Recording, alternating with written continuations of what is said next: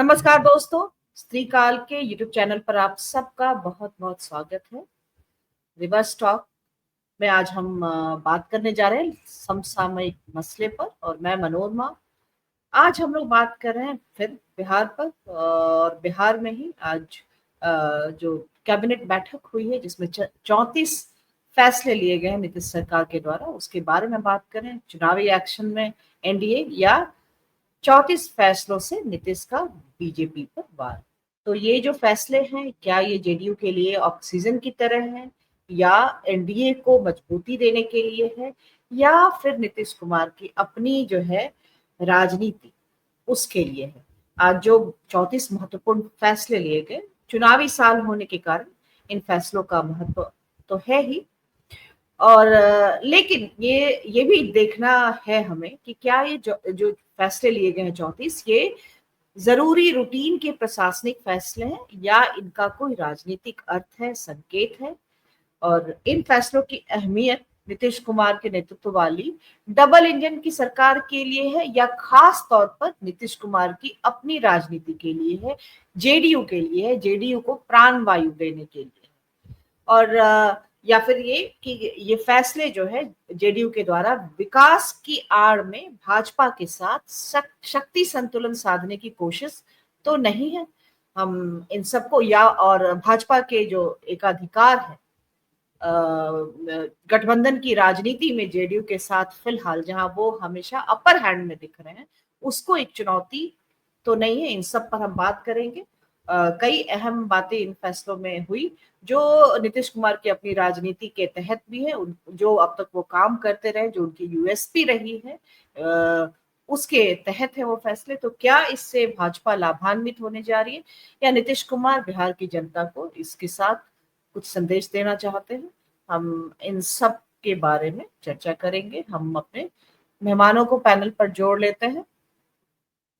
हमारे अपने हाँ, हमारे साथ इरफान अहमद जी हैं। इरफान अहमद जी पॉलिटिकल एनालिस्ट और वाम राजनीति से जुड़े हुए हैं। हमारे साथ विनय ठाकुर, हमारे साथी संपादक स्त्रीकाल के और वरिष्ठ पत्रकार। आप दोनों का बहुत बहुत स्वागत है। इरफान जी, आज जो नीतीश कुमार ने 34 अहम फैसले लिए कैबिनेट के, उसको आप किस नजरिए से देख रहे हैं? क्या ये जो है एनडीए को मजबूत करेगा? चुनावी साल है तो कई सारे फैसले जो है वो चुनावी जो वोट है, वोट बैंक है, उसको ध्यान में रखकर भी लिए गए। कुछ खास तौर पर नीतीश कुमार के अपने इंडोर्समेंट वाले फैसले हैं जिस पे आगे काम किया जाएगा। तो इससे क्या भाजपा मतलब एनडीए को जो है मजबूती मिलेगी, एनडीए के लिए ये अच्छा होगा, या फिर इससे कुछ संदेश भी, कुछ संकेत भी आप देख रहे हैं? नहीं, देखिए, सबसे बड़े नमस्कार। सबसे बड़ी बात यह है, तो कल जब हम लोग प्रधानमंत्री जी के व्याख्यान पर कुछ बोल रहे थे तो ये सब साफ साफ नजर आ रहा था। तो प्रधानमंत्री ने जो बोला और जो भाव उनका था वो बता रहा था। तो बिहार के अंदर में मैं हूँ, और नीतीश कुमार को कल ही ये बात बुरी भी लग रही थी और यही कारण था। तो उन्होंने कहा, तो अरे यही लोग हमको भड़का देते हैं। अच्छा। तो ये अपने आप में एक संकेत था। और बार बार वो कह रहे थे, तो हमने जो किया उससे बड़ा कौन किया। और देखिए, सबसे बड़ी बात है, तो कल नरेंद्र भाई मोदी जी को, यानी कि माननीय प्रधानमंत्री जी को, उन्होंने आईना दिखलाया। तो पंचायती राज व्यवस्था में जो मैंने काम किया हूं और जो बिहार काम किया है, वो आप नहीं काम किए हैं, ये हमने बनाया है। हमने सबको आरक्षण दिया, हमने सारे लोगों को मजबूत किया, ये बताया उन्होंने। उसी का ये दूसरा कड़ी है, और ये दूसरा कड़ी इसलिए हम मानते हैं। तो माननीय नीतीश कुमार आज मैं देख रहा था, तो उन्होंने कही, तो सब हमको पागल कहते हैं, लेकिन हम सबको पागल समझते हैं।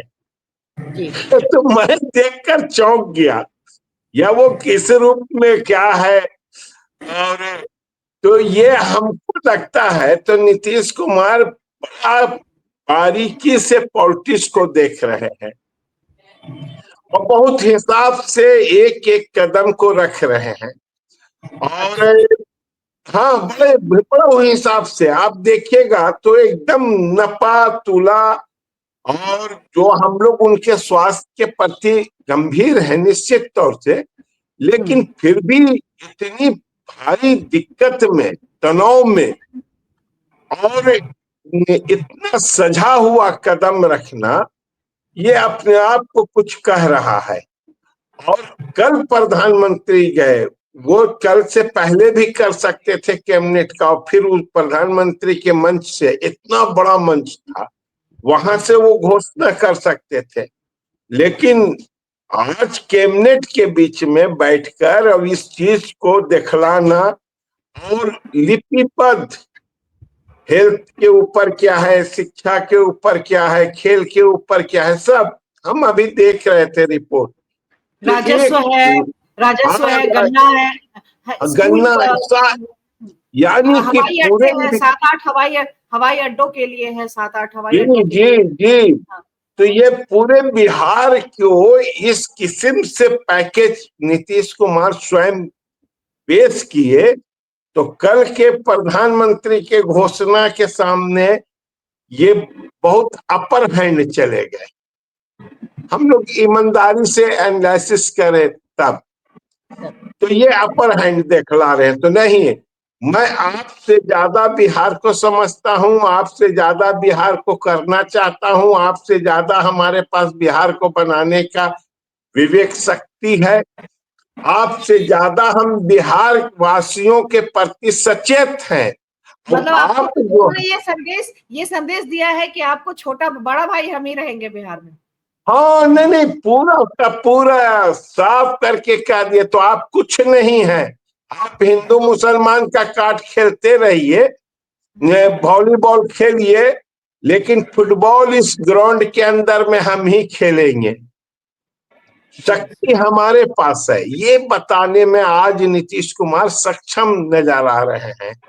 और मैं इस पूरे उनके घोषणा को और उनके जो आज का बॉडी लैंग्वेज था और सारी चीजों को मैं देख रहा था, तो उसमें बीजेपी को उन्होंने चुनौती दिया है, मूल तौर से चुनौती दिया है। इरफान जी, लेकिन ये तो वैसी चुनौती हुई जिसमें बीजेपी से कुछ करते नहीं बनेगा, क्योंकि डबल इंजन की सरकार है, सबका साथ सबका विकास है, और नीतीश कुमार उसी की बात कर रहे हैं। और संभावनाएं, अगर नीतीश कुमार मजबूत होते हैं तो एनडीए के तहत जो है वो मजबूत बनेगी संभावनाएं एनडीए के आने की बिहार में। और हाँ, बस केवल यहाँ पे नुकसान है कि बीजेपी जो है वो छोटा भाई बनकर रहेगी, उनका मुख्यमंत्री नहीं बनेगा, नीतीश की पॉलिटिक्स पे वो कब्जा नहीं कर पाएंगे। यही मतलब क्या नहीं उनके लिए नहीं, तो देखिए, हमको लगता है तो 25 के चुनाव में अभी नीतीश कुमार पासा नहीं खोले हैं।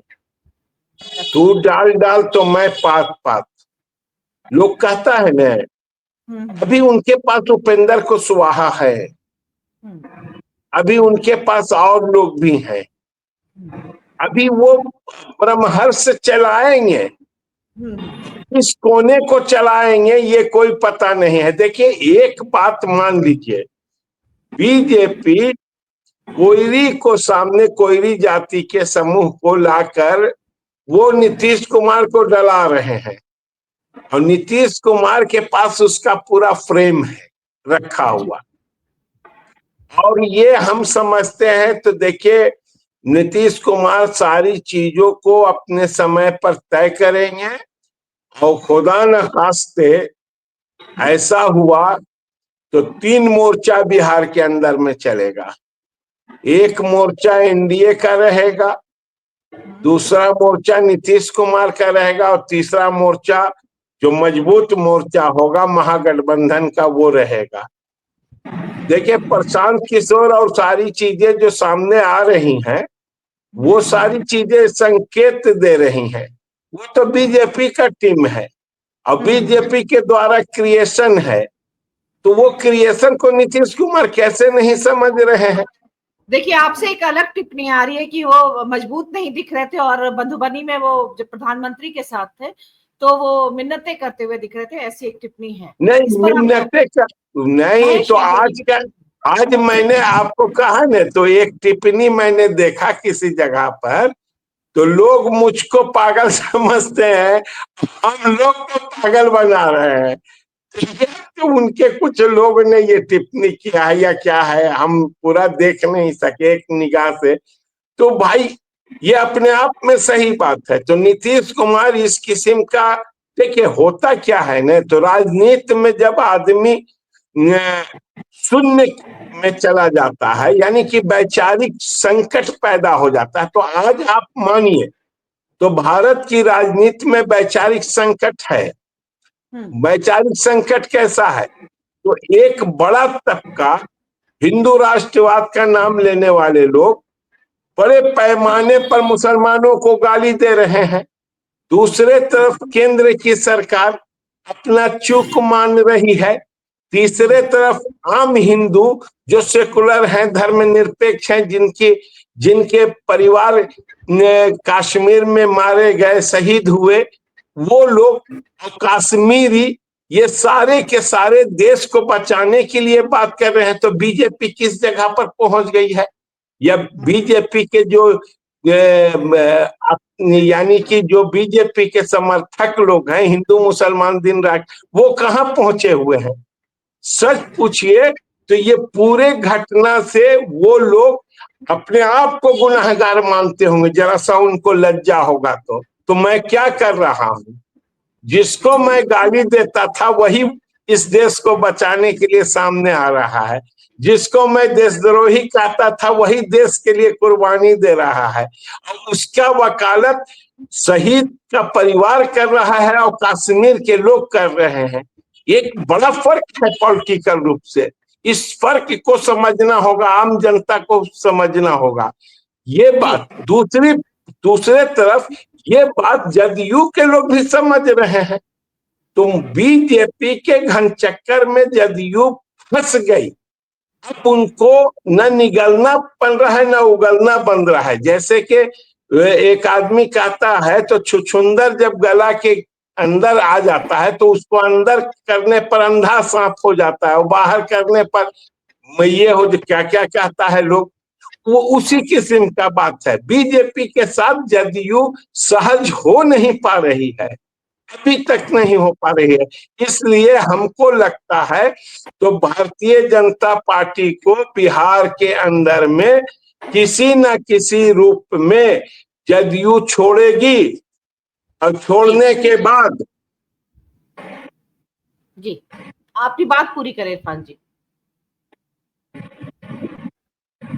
सारी चीजें वहां से, हाँ, छोड़ने के बाद वहां से निकल पड़ेगी।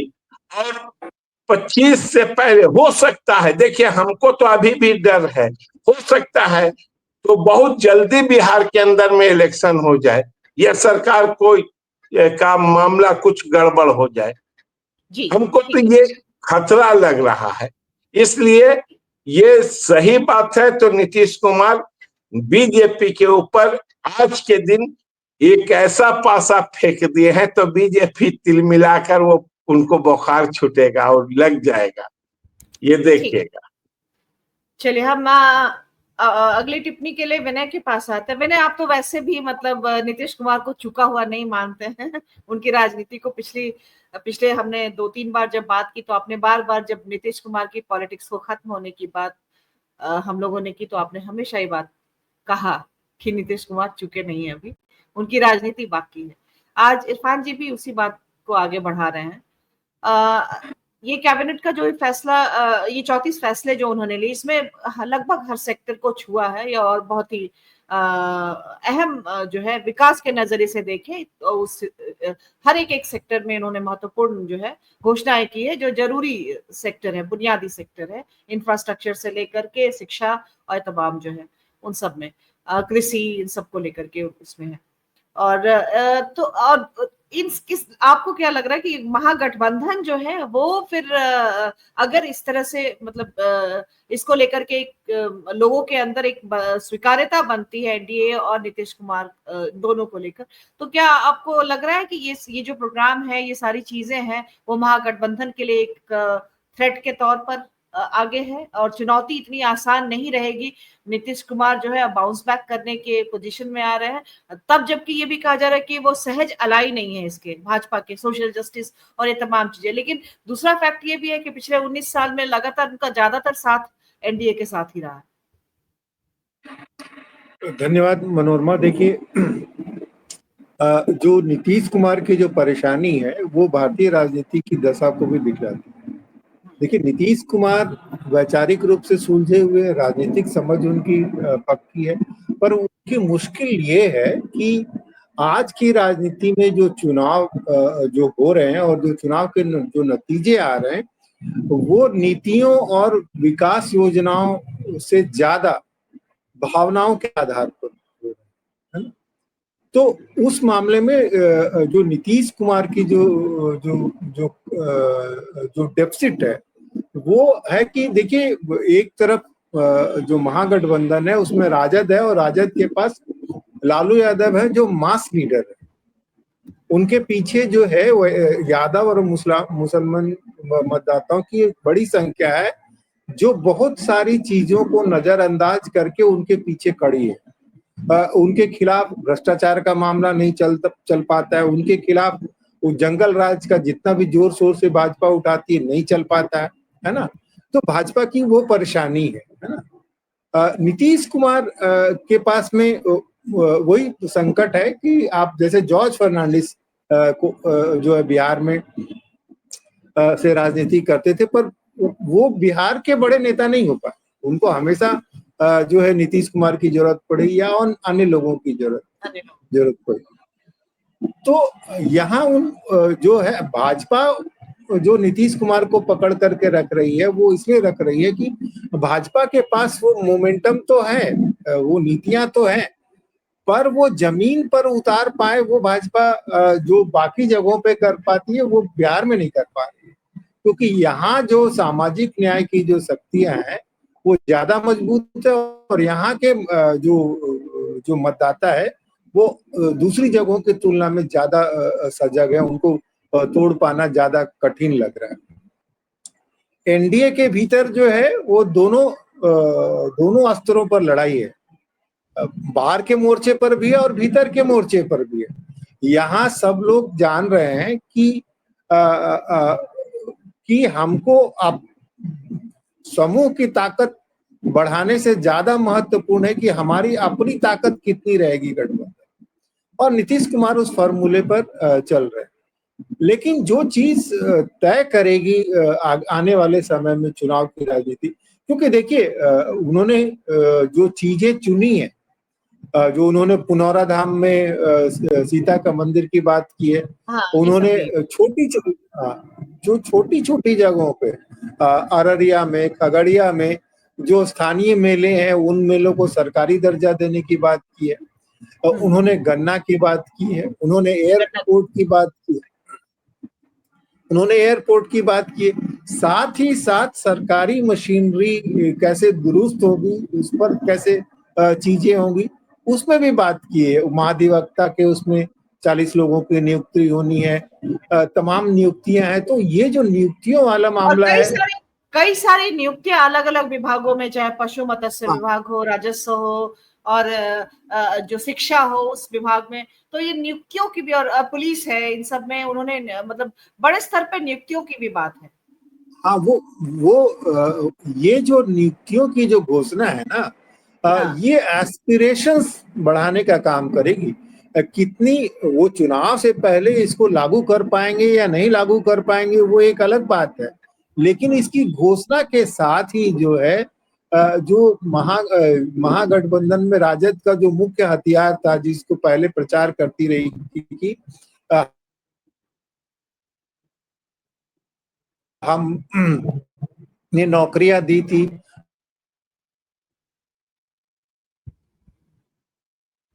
जी टेक्निकल आपका भी हम देखते विनय रहे सुन पा रहे कि हैं? प्रशांत हाँ, किशोर भी इस बात पर वो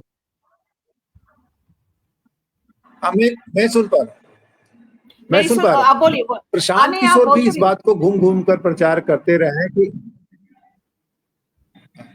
प्रशांत किशोर भी लगातार इस बात को घूम घूम करके प्रचार करते रहे कि बिहार से पलायन हो रहा है। तो नीतीश कुमार ने जिस तरह की नियुक्तियों की बात की है, वो नियुक्तियां जो है बिहार में एम्प्लॉयमेंट जनरेशन की बात है और कृषि को अच्छा करने की बात है। तो ये जो चीजें जो है उनकी जो इरफान भाई ने जो बात कही ना कि लोग समझते हैं कि मैं पागल हूं और मैं लोगों को पागल बना रहा हूं, तो कहीं ना कहीं जो है वो अपनी चीजें बचा करके रखे हुए मैं पहले भी मैंने कहा था कि नीतीश कुमार की राजनीति अभी बाकी है। जी, 6 एयरपोर्ट मनोरमा की भी बात कर, सबसे एक भूमि जो सर्वेक्षण है, भूमि वाला राजस्व वाला, वो भी एक बहुत महत्वपूर्ण फैसला बोला जाए, बदलाव। हाँ,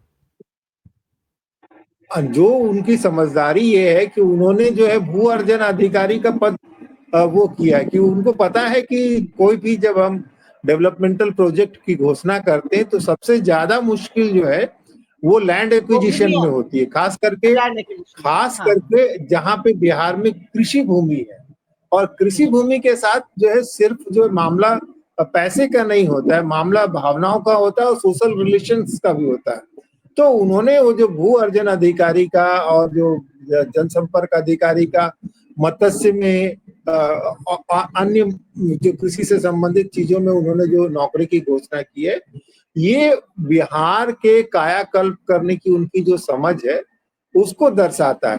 नीतीश कुमार की मुश्किल सिर्फ इतनी है कि उनके पीछे जो है उनकी अपनी जाति की संख्या बड़ी नहीं, लेकिन उन्होंने जो गोलबंदी की है वो बड़ी है और वहां जो है वही बीजेपी की गले की फांस है। जी, ठीक है। मनोज हमें मनीष जी भी ज्वाइन करने वाले थे, लेकिन अभी तक संभवतः वो जुड़ नहीं पाए हैं। तो ठीक है, उनका इंतजार करते हुए जुड़ पाएंगे तो आगे बात करेंगे। लेकिन साकिब, टिप्पणियां बहुत सारी हैं और बहुत, हाँ, मनीष आनंद जी ने ज्वाइन कर लिया है।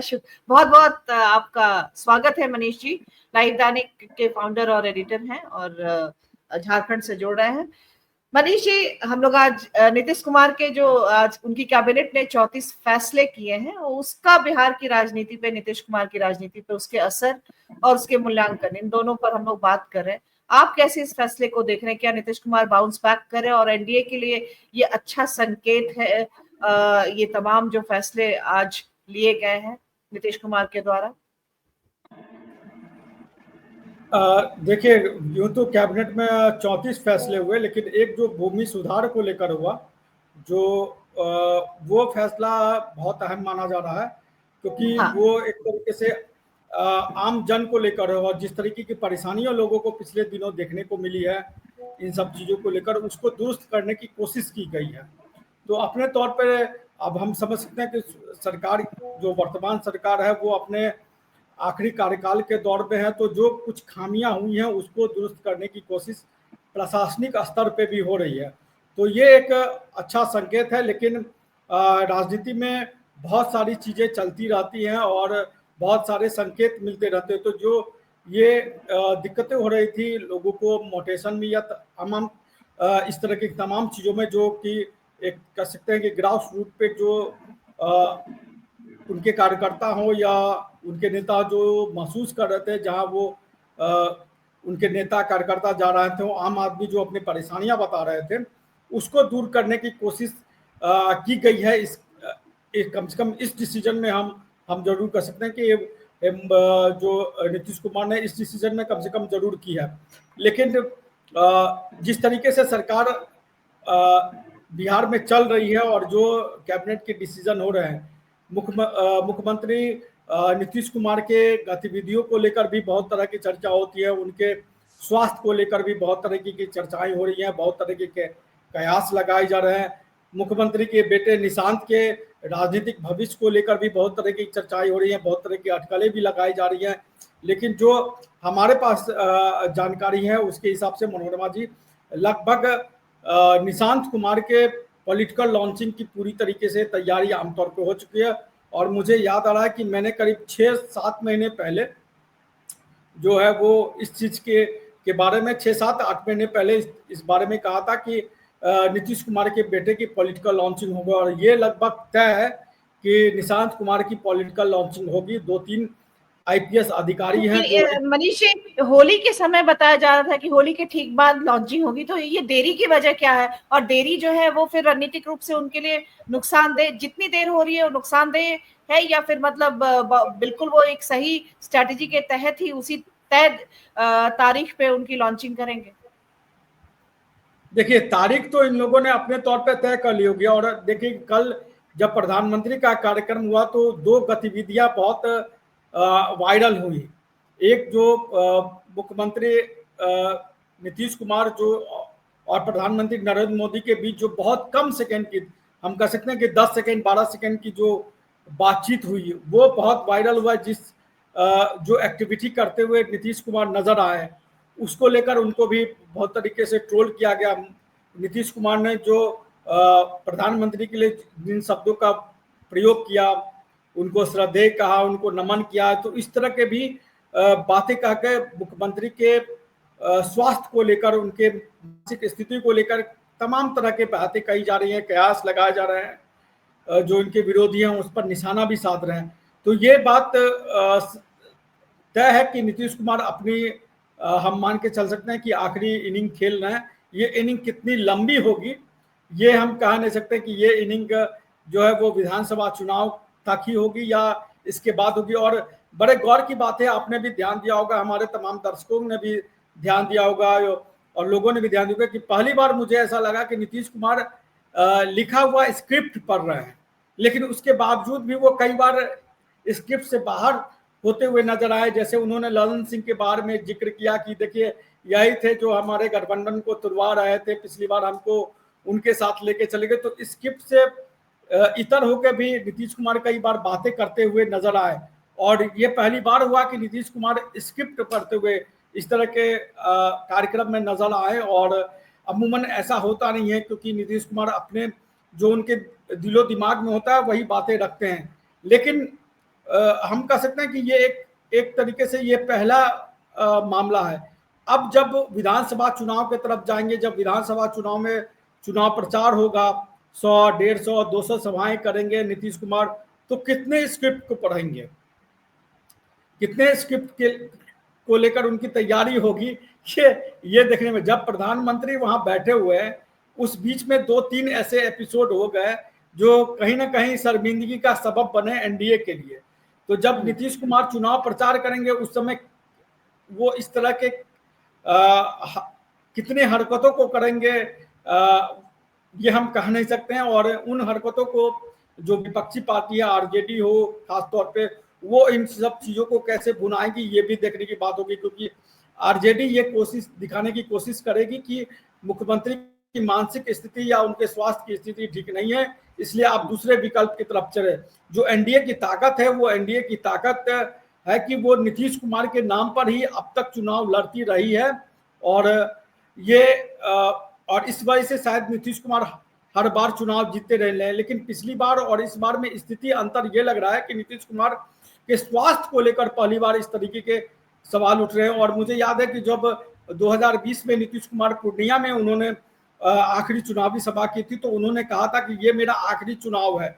और उस चुनाव में जब वो कार्यक्रम कर रहे थे तो लेसी सिंह उनके साथ, जो अभी सरकार में मंत्री है, उनके विधानसभा क्षेत्र में ही कार्यक्रम कर रहे थे। और लेसी सिंह की स्थिति उस चुनाव में बहुत अच्छी नहीं मानी जा रही थी। तो उस नीतीश कुमार के इस बात कहने से फायदा लेसी सिंह को हुआ। लेसी सिंह भी चुनाव जीती। और बीमा भारती, हाँ, नहीं, लेसी सिंह के सभा में कही थी उन्होंने बातें। और लेसी सिंह को भी फायदा हुआ और एनडीए को भी इस चीज का फायदा हुआ। तो इस बार नीतीश कुमार अपने मानसिक स्थिति को इस तरीके से रख पाएंगे। उनके विपक्षी जो आरजेडी है, चूंकि आरजेडी बहुत बारीक नजर नीतीश कुमार के गतिविधियों पे रखी हुई है कि नीतीश कुमार कौन सी ऐसी हरकत करते हैं। एक छोटी सी हरकत प्रधानमंत्री और नीतीश कुमार के बीच जो 10-12 सेकेंड की जो एक कैसे के क्लिप है, उसको इस तरीके से वायरल किया गया जबकि अभी जो आतंकी हमला उससे जोड़ के उन सब चीजों को देखा गया। तो नीतीश कुमार की स्थिति को कैसे एनडीए मैनेज करती है, ये बहुत देखने की बात होगी। और अभी हमें लगता है कि अभी जैसे कहते हैं कि दिल्ली दूर है, वैसे ही अभी पटना बहुत दूर है, तो कितना पानी बहेगा अभी कहना मुश्किल है। जी, तो एक और सवाल आपसे लेते हैं, अगर आपके पास समय होगा तो आप रहिएगा, और नहीं तो अगर विवेक ने बताया कि समय कम है आज आपके पास, तो अगर बने रहेंगे तो ठीक ही है, नहीं तो एक और सवाल ले लेते हैं इसलिए। तो आपको क्या, जैसे हम लोग अभी कुछ दिन पहले तक बात कर रहे थे कि नीतीश कुमार चूक गए हैं, और एंटी इनकम्बेंसी फैक्टर भी उनके साथ, कि बिहार की जनता उनके साथ सिंपैथेटिक है, ऐसा नहीं है कि मतलब उनको, उनके काम को कभी बिहार की जनता खारिज करेगी, लेकिन 20 साल का समय बहुत होता है, और उनके स्वास्थ्य इन सबको लेकर के। लेकिन आज जो ये 34 फैसले उन्होंने लिए, और जिस तरह से एक रूपरेखा दी है आगे के समय के लिए, आने वाले टाइम में जो काम होगा उसके लिए, तो आपको क्या लग रहा है कि जो है वो बाउंस बैक किया उन्होंने, या फिर जो है उनकी स्वीकृति एक, जैसे कि अब अपनी पारी खेल चुके हैं, चलिए अब दूसरे के लिए खाली करिए, इस तरह की बात जो है वो अब इससे पहले जो चल रहा था वही ज्यादा स्वीकार्य रहेगा जनता में?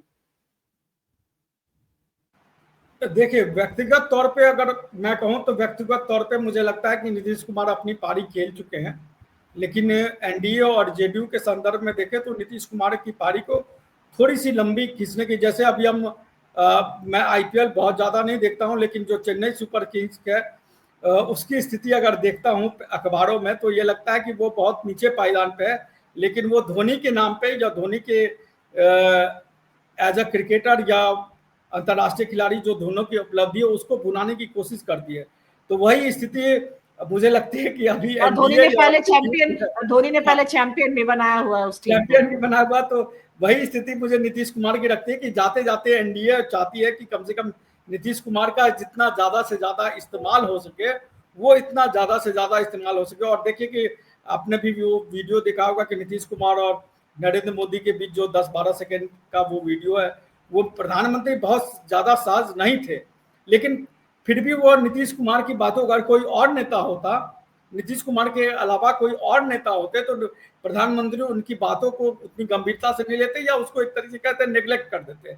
लेकिन वो स्थिति नीतीश कुमार को लेकर नहीं हुई। तो नीतीश कुमार एनडीए के लिए, बीजेपी के लिए कितनी जरूरी है वो इन सब चीजों से समझा देता है। दूसरी बात जो मुझे लगता है कि ये चुनाव जो है वो नीतीश कुमार के अलावा प्रधानमंत्री नरेंद्र मोदी के चेहरे और नाम को लेकर भी थोड़ा सा होगा, क्योंकि अमूमन बिहार में कभी ऐसा चुनाव हुआ नहीं, एनडीए ने कभी ऐसा चुनाव लड़ा नहीं कि जिसमें कि नरेंद्र मोदी का चेहरा आगे हो, नीतीश कुमार पीछे। लेकिन मुझे लग रहा है कि धीरे धीरे जो स्थितियां बन रही है उसमें नरेंद्र मोदी का चेहरा धीरे धीरे जो आगे करने की जो है वो कोशिशें की जा रही हैं, और कोशिश की जा रही है कि नीतीश कुमार के शैडो से आगे निकल के नरेंद्र मोदी के चेहरे को आगे किया जाए, और उसके सहारे एनडीए की नैया पार लगाई जाए, ऐसा मुझे जो महसूस हो रहा है। तो इसलिए नीतीश कुमार ने अभी जो भी ये फैसले किए भाजपा के लिए असुरक्षा का सबब नहीं है, नीतीश कुमार का बाउंस बैक करना भी, क्योंकि अंततः वो एनडीए को मजबूत करेगा बिहार में। हाँ, देखिए जो पहले नीतीश कुमार के जो अगल बगल थे, नीतीश कुमार के नजदीकी कौन है, ललन सिंह हैं, अशोक चौधरी हैं, संजय झा हैं, विजय चौधरी, ये 4 लोग नीतीश कुमार के बहुत करीबी है। तो उसमें से ललन सिंह ही जो थे, जिनको उनका सुख दुख का साथी कह लीजिए या जो भी कह लीजिए, तो ललन सिंह थे। तो ललन सिंह ही पिछली बार, अशोक चौधरी बहुत ज्यादा साज नहीं, अशोक चौधरी की बेटी तो खुद ही एनडीए की सांसद है। विजय चौधरी वो अलग तरह के, हम कह सकते हैं कि उनको एक एलिट विधायक और मंत्री हैं विजय चौधरी। आरसीपी सिंह के शब्दों में कहें तो वो भूजा पार्टी के सदस्य हैं।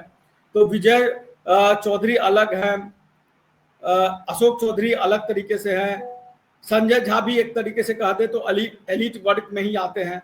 तो एक ललन सिंह ही थे जो एनडीए और नीतीश कुमार के बीच, या बीजेपी और नीतीश कुमार के बीच में जो है वो एक पिलर बन के खड़े थे। तो उसको भी, ललन सिंह को भी मंत्री बना दिया है, नरेंद्र मोदी के सरकार में वो मंत्री हैं, तो वो पिलर भी अब ध्वस्त हो चुका है।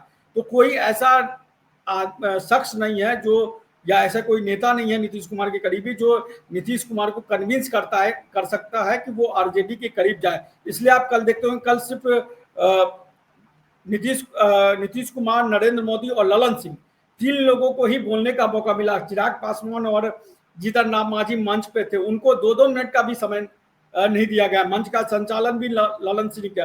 तो ललन सिंह को ये कॉन्फिडेंस दिया गया, ललन सिंह को ये एनडीए की तरफ से कहा गया कि देखिए आप ही झंझारपुर के कार्यक्रम को, जो मधुबनी में झंझारपुर में कल कार्यक्रम का, उसकी जिम्मेदारी भी ललन सिंह को दे दी गई कि चूंकि हालांकि वो क्षेत्र जो है वो संजय झा का क्षेत्र है, झंझारपुर में संजय झा का घर है, मधुबनी में संजय झा का घर है, लेकिन उसकी जिम्मेदारी जो है वो ललन सिंह को दी देगी कि देखिए आप ही को इस कार्यक्रम को सफल बनाना है, आप ही को ये सारा चीज देना है। तो ललन सिंह ने जब ये समझा कि मेरे ऊपर भी सारा दारोमदार है एनडीए का, बीजेपी का, जेडीयू का, तो उन्होंने उस कार्यक्रम को उस तरीके से संचालन किया। एक ही आदमी है जो कन्विंस करके नीतीश कुमार को आरजेडी की तरफ ले जा सकता है, महागठबंधन की तरफ ले जा सकता है, वो है ललन सिंह। लेकिन अब ललन सिंह भी एनडीए के खेमे में नरेंद्र मोदी के कह सकते हैं कि उनके सर पे हाथ हो चुका है नरेंद्र मोदी का, इसलिए अब मुझे बल्कि वो सबसे ज्यादा है, बल्कि वो सबसे ज्यादा है एनडीए के फोल्ड में, मतलब भाजपा के। हाँ, अभी तो सबसे ज्यादा नजर आते हैं ललन सिंह, इसलिए प्रधानमंत्री के बगल में एक तरफ नीतीश कुमार है तो दूसरी तरफ ललन सिंह बैठे हुए नजर आते हैं। जी ठीक है, हम वापस इरफान जी के पास आते हैं। इरफान जी, कल सर्वदलीय बैठक जो हुई थी उसमें भी जेडीयू ने पार्टिसिपेट नहीं किया था, हालांकि तनाव की कोई बात नहीं कही थी। उन्होंने कहा था कि झंझारपुर में जो कल पीएम की जो रैली थी उसमें उनकी उन लोगों का पूरा जो है महत्वपूर्ण लोग और वो सारा कुछ लगा हुआ था, तो इसलिए वो नहीं गए वहां। मनोरमा जी, इस पे मैं आपका जो सवाल है उस पर मैं एक चीज कहना चाहता हूँ कि कल जो राजीव रंजन ने ये जो बात कही कि जेडीयू की तरफ से कोई नेता जो है वो बैठक में, सर्वदलीय बैठक में शामिल नहीं हो पाएगा, तो इस बैठक में जरूरी नहीं है कि सांसद को ही शामिल होना या केंद्रीय मंत्री या किसी को भी। केसी त्यागी जो पार्टी के सीनियर नेता हैं, नेता रहे हुए, अभी मुख्यमंत्री के सलाहकार है, भले वो प्रवक्ता नहीं है लेकिन वो मुख्यमंत्री के सलाहकार हैं। केसी त्यागी को मुख्यमंत्री ने अपना सलाहकार रखा हुआ, तो वो बैठक, वो दिल्ली में ही रहते हैं, हम आपको सबको पता है, तो वो केसी त्यागी बैठक में जा सकते थे, लेकिन केसी त्यागी को कहीं ना कहीं तरीके से बैठक से दूर रखना था। इसलिए राजीव रंजन, चूंकि केसी त्यागी को जब साइडलाइन किया गया या केसी त्यागी साइडलाइन हुए तो ये जिम्मेदारी राजीव रंजन को दी गई। तो राजीव रंजन ने ही ये वीडियो जारी किया था और कहा था कि हम लोग एनडीए के सर्वदलीय बैठक में नहीं जा रहे हैं। हालांकि ये चाहते तो जा सकते थे, केसी त्यागी को अपने प्रतिनिधि के तौर पे भेज सकते थे, लेकिन केसी त्यागी को भी दूर कर दिया और इस मामले पे चूंकि कोई किसी तरह की गॉसिप ना हो, इसलिए इस बात को भी क्लियर कर दिया कि हम लोग सर्वदलीय बैठक में नहीं है और जो भी फैसला होगा सरकार की तरफ से हम उसको मान्य करेंगे। तो इसके क्या राजनीतिक निहितार्थ क्या रहे? राजनीतिक निहितार्थ मुझे यह लगता है कि केसी त्यागी जो दिल्ली में बैठ के, हम कह सकते हैं कि एनडीए जेडीयू के लिए लॉबिंग करते हैं या वो अपने जो भी करते हैं, तो केसी त्यागी को कहीं ना कहीं नीचे दिखाने की मुझे लगता है कि कोशिश की गई है कि केसी त्यागी अब हमारे लिए वैसी अहमियत नहीं रखते हैं जैसे दिल्ली में बैठ के हर पॉलिटिकल पार्टी के लिए, दिल्ली में चाहे आरजेडी हो या जेडीयू हो उनके लिए, या एलजेपी हो, उनके लिए दिल्ली में कोई ना कोई बैठा होता है प्रवक्ता के तौर पे जो अपनी बातें दिल्ली में रखता है। तो उसमें केसी त्यागी थे जो जेडीयू के लिए बातें रखा करते, तो उनको एक तरीके से साइडलाइन, केसी त्यागी को साइडलाइन कर दिया है। मुझे जो बातें समझ में है वो यही समझ में आई। जी ठीक है, तो इरफान जी आपके पास वापस आते हैं। मतलब पावर बैलेंस सबसे इम्पोर्टेंट हो गया है नीतीश कुमार और भाजपा के बीच में, यही सबसे, मतलब जैसे चाहे कल सर्वदलीय बैठक वाली बात हो और आज कैबिनेट के फैसले वाली बात हो, तो ये दोनों जो है, तब जबकि आपको बाकी स्थितियों पे हमने बात कर ही ली है कि बिहार की जनता में किस तरह से वो खारिज कोई नहीं कर रहा है, उनके काम को सब कोई वो कर रहा है, लेकिन फिर भी अब एक समय आ गया कि नेतृत्व परिवर्तन की तरफ में जो है वो जनता का एक, आप देख रहे हैं सी वोटर में कहाँ पर जो है तेजस्वी को जो वोट मिला है लोगों की पसंद के तौर पर 46% के करीब में है, उसके बीच में प्रशांत किशोर आ जा रहे हैं 17%, उसके बाद 15 पे नीतीश आ रहे हैं। तो ये एक मोटे तौर पे हम लोग एक उसको उसकी तरह से ले सकते हैं कि एक जो जन भावना है अभी वो किस तरफ में है, किस ओर में है। ये तो महज अभी शक्ति संतुलन की बात या पावर बैलेंस बनाने की बात रह गई है नीतीश कुमार के ये तमाम एक्शन और भाजपा के साथ, या फिर मतलब क्या है? नहीं देखिए, दो चीजें, ये जो हम भी देखे उसको, तो जो मुख्यमंत्री के दावेदार को पेश किया जा रहा है, तो असल एक्चुअली होता क्या है ना, तो एक नीतीश कुमार का चेहरा, दूसरा तेजस्वी जी का चेहरा, और तीसरा में सम्राट जी का चेहरा, चौथा में क्या बोलते हैं, क्या नाम है वो, उनका क्या नाम है भाई जो अभी छटपटा रहे चारों तरफ, उनका चेहरा दिखला देते हैं सब। तो सम्राट चार चौधरी की चार बात? जी, नहीं, प्रशांत किशोर की बात कर रहे हैं। आप प्रशांत किशोर की बात, तो आप बताइए, तो प्रशांत किशोर को मुख्यमंत्री का चेहरा मीडिया में, एक दिन मैं मीडिया के एक छोटे से ग्रुप से बात कर रहे थे, हम कहा तो यार सीपीआई का चेहरा हमको भी मुख्यमंत्री का दिखला दो ने, तो बड़ा जोर हंसा। हम कहा तो हमको भी 8-10% आ जाएगा वोट उसमें, अरे पांचवें पर ना तो छठे पर रहेंगे न, जैसे अभी सबसे नीचे स्तर पर सम्राट चौधरी हैं, सम्राट तो चौधरी, इसी हाँ। सबसे नीचे स्तर पर इरफान अहमद भी रहेगा। आप लोग भी खूब हमला बहस करवाइएगा, तो भाई इरफान अहमद सीपीआई का मुख्यमंत्री का उम्मीदवार है, तो ये सब चलता रहता है मीडिया का खेल। मामला वो नहीं है। देखिए मामला क्या है, तो तेजस्वी यादव बिहार का चैंपियन लीडर बन के उभरा है। और ये मैं नहीं कह रहा हूं, आम आदमी से पूछिए, आम आदमी उसको लीडर के रूप में मान चुका है। तो उसका 33%, 35%, अरे 33%, 35% क्या करते हैं? अरे यादव और मुसलमान, उसी को मिला दीजिए तो कितना परसेंट हो जाते हैं। अदर से दूसरे जात मिला दीजिए तो वो कहां पहुंच जाएंगे। डर के वो कोई मामला नहीं है। देखिए डर क्या है, भारतीय मीडिया को, यहाँ के बुद्धिजीवी को, यहाँ के अपर कास्ट के लोगों को डर ये है, तो हमको नीतीश के बैलेंस में एक दो चेहरा को जरूर रखना है, वो भी रखना है तो एनडीए के फ्रेम में रखना है। और महागठबंधन की ओर उंगली हमेशा दिखलाना है, तो ये बेईमान लोग हैं, ये डकैत लोग हैं, ये चोर लोग हैं, ये उनका फितरत में बन गया है। और ये फितरत लोग समझ रहे हैं।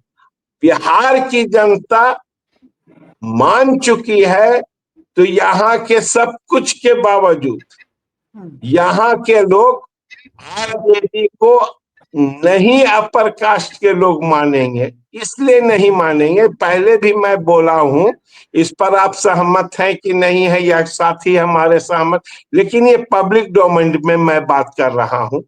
तो बिहार के अंदर में 90 के बाद एक किस्म से हिंसक, अपर कास्ट का हिंसक राजनीति चला है, और वो सिर्फ बैकवर्ड के खिलाफ चला है, मुसलमानों के खिलाफ भी नहीं चला है। यहाँ दलितों का तो राह अभी आया भी नहीं है, खुला नहीं है। बैकवर्ड के खिलाफ लगता इनको है, नींद टूटता है, रात में सोते रहते एक दफे चौंक के उठते हैं और लगते हैं तो लालू और लालू का बेटा नीतीश।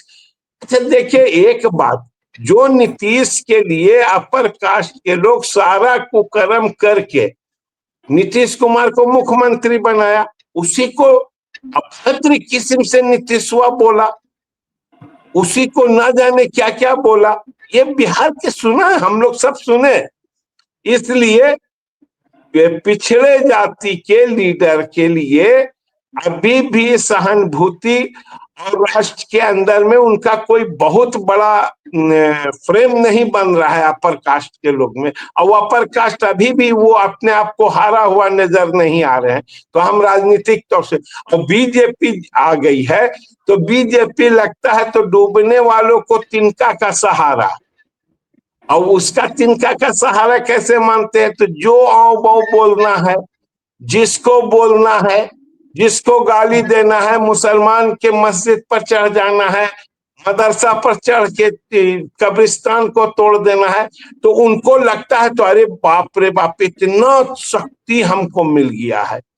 और यही शक्ति उनको गलत राह पर ले जा रहा है, गलत राजनीति में ले जा रहा है। वो मानवता को, इंसानियत को ऑब्जर्व नहीं कर पा रहे हैं अपने आप में, पर डेमोक्रेसी को नहीं मान रहे हैं। सच पूछिए तो आप गौर से देखेंगे तो अपर कास्ट के लोग प्रवचनवादी हो गए हैं, बहुत डेमोक्रेसी की, न्याय की अच्छी अच्छी बातें कहते हैं, लेकिन न्याय देने का जब सवाल आता है तो एकदम केचुआ सांप जैसा बन के केचुआ करके बैठ जाते हैं, करीवा सांप बन के। और तमाम तमाम तबके में, ये नहीं है कि एक तबके में, कुछ मुंह से बोलते हैं, कुछ पेट में रखते हैं, कुछ दिमाग में रखते हैं, लेकिन रखते सब हैं, सब इसके शिकार हैं। और बिहार की जनता जो दलित है, अल्पसंख्यक है, पिछड़ा है, वो इस चीज को समझता है। प्रशांत किशोर कहते हैं जो जादो सबसे पढ़ा लिखा है वो आ जाए, हम दावा कर रहे हैं तो मैं उसके साथ हो जाऊंगा, आरजेडी के साथ। ये भाषा क्या बोलते हैं वो, आपसे मैं पूछ रहा हूं, हमारे साथी विनय भाई हैं वो, उनसे भी पूछ रहा हूं, आपस में हम लोग, ये भाषा कौन सा भाषा है? ये पॉलिटिकल भाषा थोड़ी है। तो आप किसी कोई आप कहे यहाँ पास आके विनय भाई कहे तो कोई भी मुसलमान पढ़ा लिखा आ जाए, ये इरफान गांव के जैसा बोलता है, इसको हटा दीजिए और कोई पढ़ा लिखा मुसलमान को लाके चैनल पर ले आइए। ये कौन सा भाषा है भैया? तो ये भाषा वही नहीं, इस देश के प्रधानमंत्री का ही नहीं पता कि एग्जैक्टली वो कितना पढ़े लिखे हैं। 70 आरटीआई, ये नहीं तो ये प्रशांत उनकी डिग्री के लिए जो है दाखिल हुआ, जिस पर कोई जवाब नहीं है। ये प्रशांत किशोर से हम पूछते हैं तो कोई भी ब्राह्मण आ जाए आपके जगह पर तो हम उसको कबूल कर लेंगे, लेकिन आपको कबूल नहीं करेंगे प्रशांत किशोर जी। अब आप एक रविदास के लड़का को अध्यक्ष बना के उसको अपमानित कर रहे हैं, अब अपने घूम रहे हैं, उसका अता पता भी नहीं रख रहे हैं। आप गैर डेमोक्रेटिक आदमी है, ये हम कह सकते हैं कि नहीं?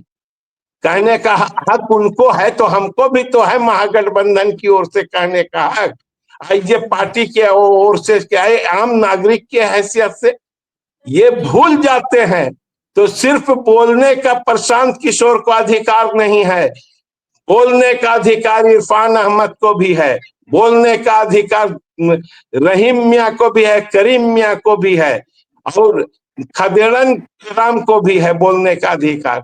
प्रशांत जी आप किस गरूर में बोलते हैं? इसलिए हमारा आज भी समझदारी है तो बिहार के अंदर में नीतीश कुमार इस चीज को समझते हैं और बीजेपी के घेरे में ऐसा फंस चुके हैं, तो उनको अब बकाहट लग रहा है। और समय आते ही नीतीश कुमार अपनी मुक्ति का ऐलान करेंगे और बीजेपी यहाँ हाशिया पर चली जाएगी और गंगा जी में हम लोग ढकेल देंगे।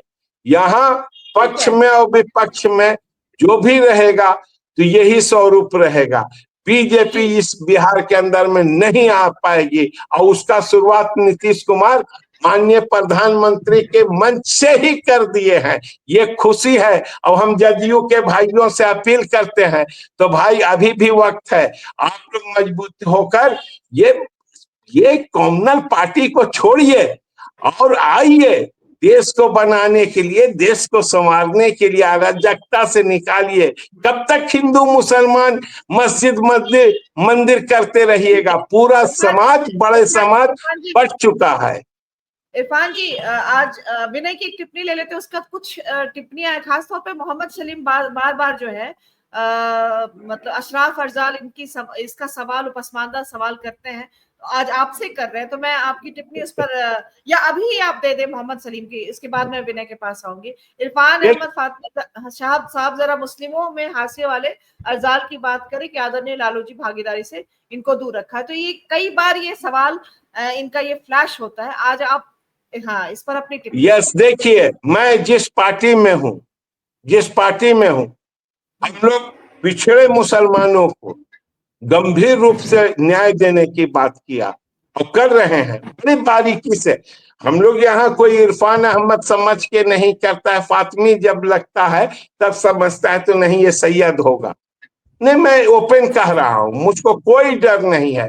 और सैयद घर में पैदा मैं लिया हूं, ये सही बात है।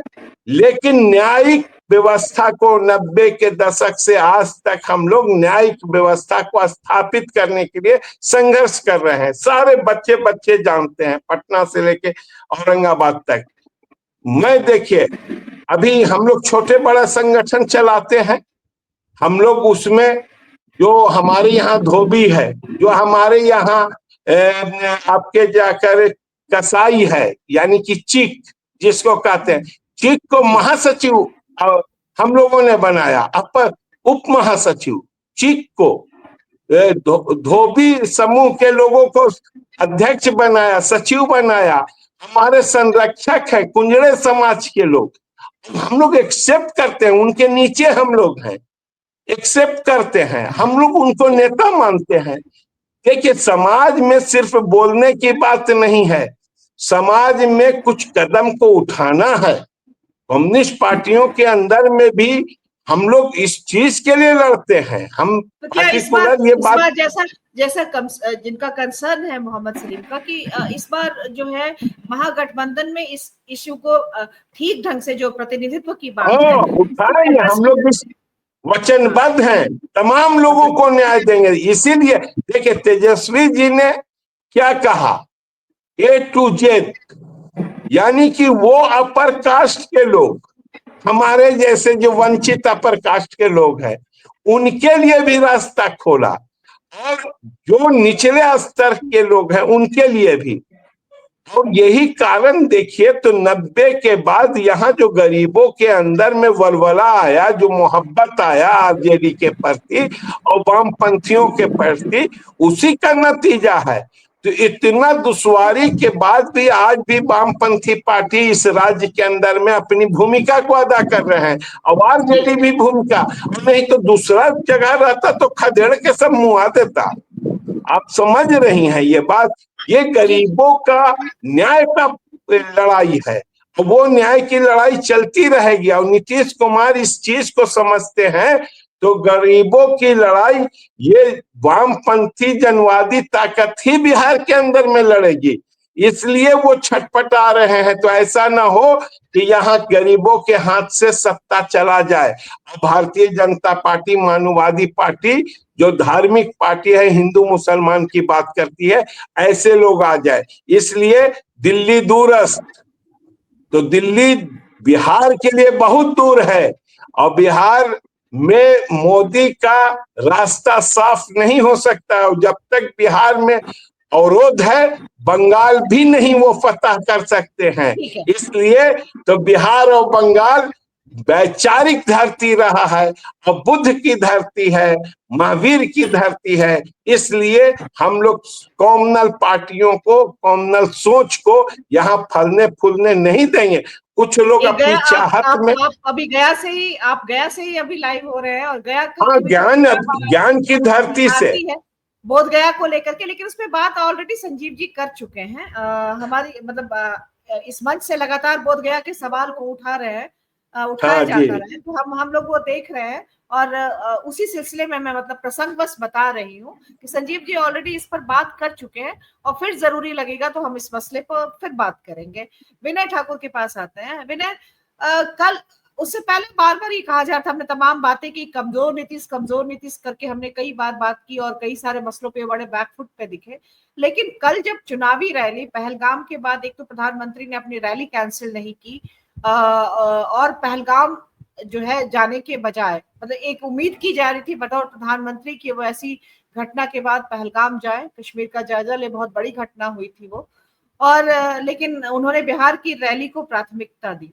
लेकिन हमने देखा कि मुद्दे जो है वो उस तरह से, जो भाजपा और प्रधानमंत्री इस तरह की रैलियों में जैसे बोलते हैं, कल वो उस तरह से नहीं बोल रहे थे। उन्होंने वही बोला जो जिसके लिए जो है भाजपा के साथ भले ही जेडीयू का रहा हो, लेकिन मुख्य रूप से जो है जेडीयू का एक रहा है, सोशल जस्टिस की पार्टी रही है, इसका जो पारंपरिक वोटर है, इनका समर्थन आधार है वो उसी में। तो आपको क्या लग रहा है कि मतलब धीरे धीरे करके नीतीश कुमार कामयाब हो रहे हैं उसमें उस संदेश को देने में कि राजनीति बिहार में आपको हमारी तरफ से करनी होगी, हम आपकी तरफ से राजनीति नहीं करेंगे। और इन सब ने मिल करके प्रधानमंत्री को भी जो है कल भाजपा के पिच पर जो इलेक्शन का जो एक टोन सेट करना होता है, कल तो वो नहीं कर पाए मधुबनी में। आपकी क्या टिप्पणी है इस पर? निश्चित तौर पे एक बात तो जैसे बहुत सारे लोग कहते हैं कि काफी दिनों तक नीतीश जी रह लिए, अब उनके खिलाफ एंटी इनकम्बेंसी फैक्टर होगा, वो मैं नहीं मानता। अन्य अन्य चीजों के हिसाब से नीतीश जी जी कमजोर हो सकते हैं, पर जो शासन की बात है और डेवलपमेंट की बात है, उस काउंट पे नीतीश कुमार मजबूत बैठते हैं। बाकी जो नीतियां और वैचारिक वो है, वो समय पर वो अपने हिसाब से वो चल रहे हैं। चूंकि वो जिस दायरे में घिरे हुए हैं, नीतीश कुमार को ये बात अच्छी तरह पता है कि कभी भी वो तेजस्वी के साथ खड़े होकर के बड़े नेता नहीं दिख सकते।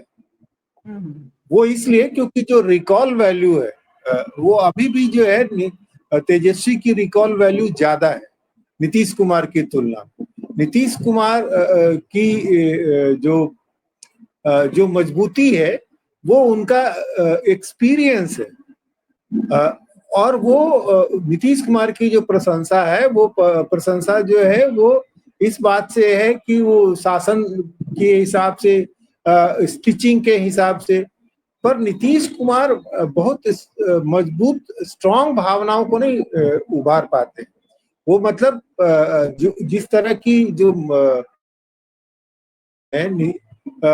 बीजेपी और आरजेडी उभार पाती है, वो नहीं उभार पाती। तो लेकिन जो बात है वो ये कि जो घोषणाएं की है नीतीश कुमार ने, और चुनाव से पहले तक उसको किस तरह से वो आगे ले जाते हैं और उसको मैनेज कर पाते हैं, इससे बहुत कुछ निर्भर करेगा। पर एक बात तो तय है कि नीतीश कुमार बखूबी बीजेपी की साजिश को पहचानते हैं और उनको पता है कि कैसे अपने आप को बचाना है।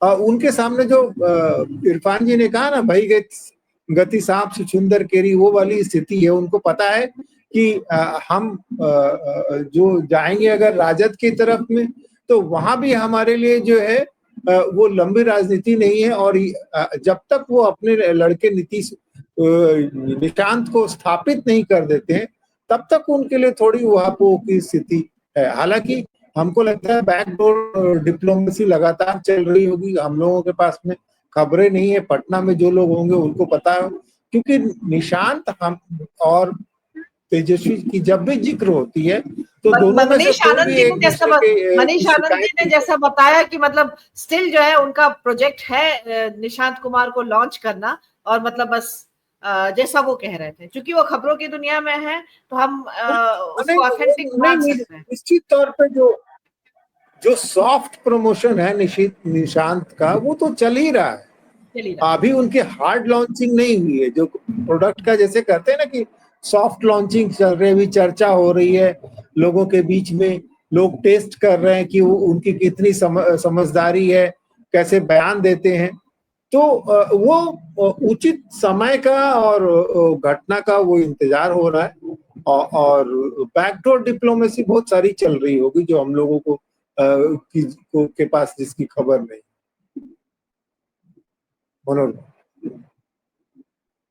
बाकी कुछ टिप्पणियां हैं, अगर आप उनको फ्लैश कर सके, हम एक बार पढ़ लेते हैं। अगर उस पर एक दो लाइन की टिप्पणी अगर उसकी जवाब में हम इरफान जी और विनय दोनों से ले सकेंगे, तो उन टिप्पणियों के बारे में हम बात कर लेते हैं, क्योंकि थोड़ा सा 2-4 मिनट का वक्त है हमारे पास। हम टैक्स मैक्स लिख रहे हैं, नीतीश जी को कोई वोट नहीं देता है, वह तो बीजेपी की मशीनरी का इस्तेमाल करके जीतते हैं और बिहार में बीजेपी का एजेंडा लागू करते हैं। एक टिप्पणियों के जवाब में एक एक लाइन की ही टिप्पणी करिएगा। हाँ नहीं मनोरमा, ये बात भले सही है कि जो लालू यादव के जो विरोधी हैं वो सिर्फ इसलिए वोट देते हैं नीतीश को कि वो लालू यादव को सत्ता से दूर रख सके।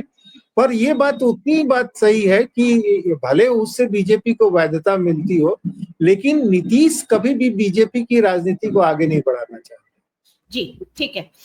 एक और है था कि नीतीश कुमार जी को कांग्रेस ने हल्के में ले लिया था, कांग्रेस की सरकार बनने से रह गई, बीजेपी यह गलती नहीं करेगी। एल.आर. भारती जी की टिप्पणी है, क्या कहेंगे इरफान जी इस पर एक लाइन में? तो गलत बात नहीं है। देखिए, सबसे बड़ी बात यह है, तो नीतीश कुमार को अपर कास्ट के लोग बिहार में बहुत गंभीर नहीं समझते हैं। तो जैसे कि आप गांव के अंदर में देखते हैं, जैसे गांव का जो जमींदार होता है और उसका बनिहार जो होता है, तो बनिहार को बहुत ज्यादा तवज्जो नहीं देते हैं लोग। तो उसी किस्म से राजनीति में जो अपर कास्ट है पूरे बिहार का, वो अपने आप को नीतीश कुमार को समझता है, तो ये तो मेरा आदमी है, मेरी बातों को कहने वाला है, तो इसलिए इनको उतना नहीं। लेकिन अदर बैकवर्ड में नीतीश कुमार का भी बहुत जबरदस्त है। छोटे बैकवर्ड जातियों में ये नहीं, वो समझते हैं तो ये लोग क्यों हमको चाहते हैं, वो हमको क्यों इनको चाहना है, ये दोनों जानते हैं। इसीलिए देखिएगा तो पिछड़ी जाति जो है नीतीश कुमार के साथ बड़ा गुलबंद रहती है, छोटी जाति। चलिए, और दो और टिप्पणियों की बात हम बस कर लेते हैं। एक तो ईवीएम पे सवाल है, तो ईवीएम वाले सवाल को जो है विपक्षी पार्टियां उनको ही उठाना है बिहार में। और अभी जो बात हुई थी महागठबंधन की जो बैठक हुई थी, उसमें ईवीएम का सवाल को उठाया गया था। विपक्ष के ऊपर है कि वो इस मुद्दे को कितना उठाते हैं।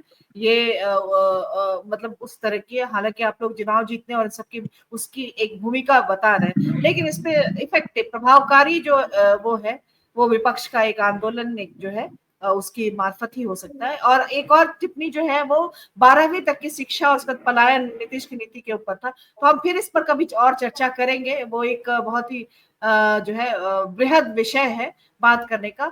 और ठीक है, बिहार की शिक्षा और पलायन, ये दो चीज तो हमेशा से पिछले 30 साल से सोशल जस्टिस की सरकार होने के बावजूद भी ये भी कंसर्न है, लेकिन ये नहीं था कि उससे पहले बेहतर स्थिति में थी। तो लगातार जो हम शुरुआत के आजादी के बाद के कुछ दशक को छोड़ दें, तो उसके बाद से बिहार की शिक्षा और कॉलेजों का जो समय है, वो सारा कुछ जो है सेशन की अवधि होती है, ये लगातार हम लोग जब से होश संभाले हैं, हम लोग उसको डिरेल ही देखें। ठीक है, तो ये है तमाम चीजें। लेकिन हाँ, बहुत सारा काम, लेकिन एक बड़ा विषय है जिसपे हम अलग से बात करके मूल्यांकन करेंगे। आपकी टिप्पणी से हमें ये ध्यान में रहेगा। तो आज आपका इरफान अहमद जी बहुत बहुत शुक्रिया, आभार इस चर्चा में आने के लिए। धन्यवाद धन्यवाद। हाँ, मनीष जी आए थे, मनीष आनंद, उनका भी बहुत बहुत शुक्रिया, आभार। आप सभी आउटसाइड पैनलिस्ट का भी बहुत बहुत शुक्रिया, आभार। आप सभी की टिप्पणियां वैल्यू ऐड करने वाली रही। हम कल फिर किसी और मुद्दे पर बात करेंगे, तब तक के लिए नमस्कार। नमस्कार।